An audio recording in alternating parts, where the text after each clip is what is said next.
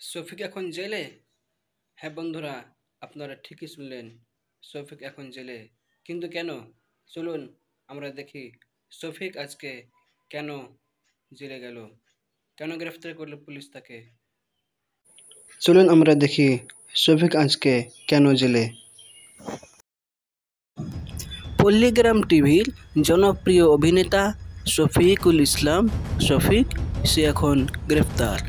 জানা গিয়েছে সে একটি মেয়েকে বিয়ের লোভ লালচ দেখিয়ে তার সঙ্গে শারীরিক সম্পর্ক করতে গিয়ে ধরা পড়ে যায়। ঘটনাস্থলে চাঞ্চল্য এলাকাবাসী।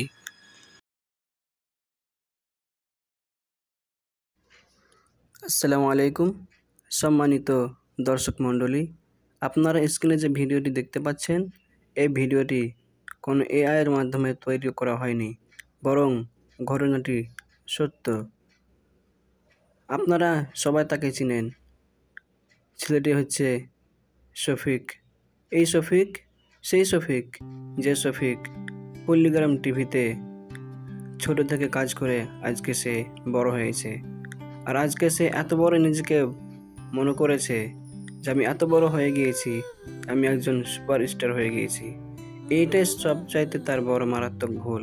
কখনো নিজেকে বড় মনে করতে নেই। সে আজকে নিজেকে বড় মনে করেছে বলে আজকে তার এই অবস্থা। কেননা শফিকের ব্যাকগ্রাউন্ড অনেক খারাপ দেখা গিয়েছে। তার ডাইরেক্টর তারাও বলেছে শফিকের ব্যাকগ্রাউন্ড অনেক খারাপ। অনেকবার তাকে বোঝানো হয়েছে, বোঝানোর চেষ্টা করা হয়েছে, কিন্তু সে নিজেকে বুঝতে চায়নি। কেন?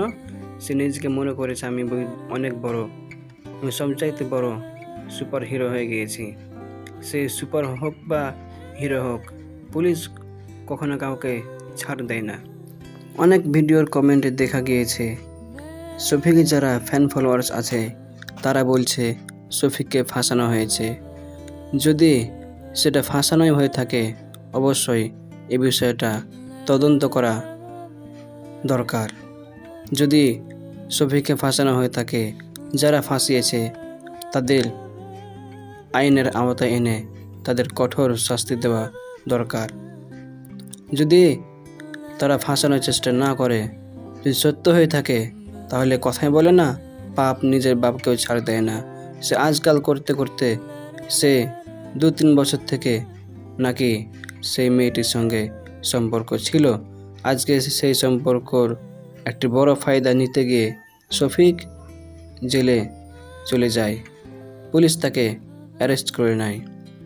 আজকে যারা মেয়ের বাবা আছেন, আপনারা মনে করিয়েন না যে আপনার মেয়ে কোনো বড় সুপারস্টারের সঙ্গে উঠা বসা করছে মানে আপনার মেয়ে সুস্থ থাকবে।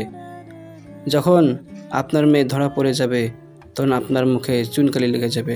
তাই আপনারা নিজের মেয়ের খোঁজ খবর নিন, কোথায় যাচ্ছে, কি করছে, কার সঙ্গে উঠা বসা করছে।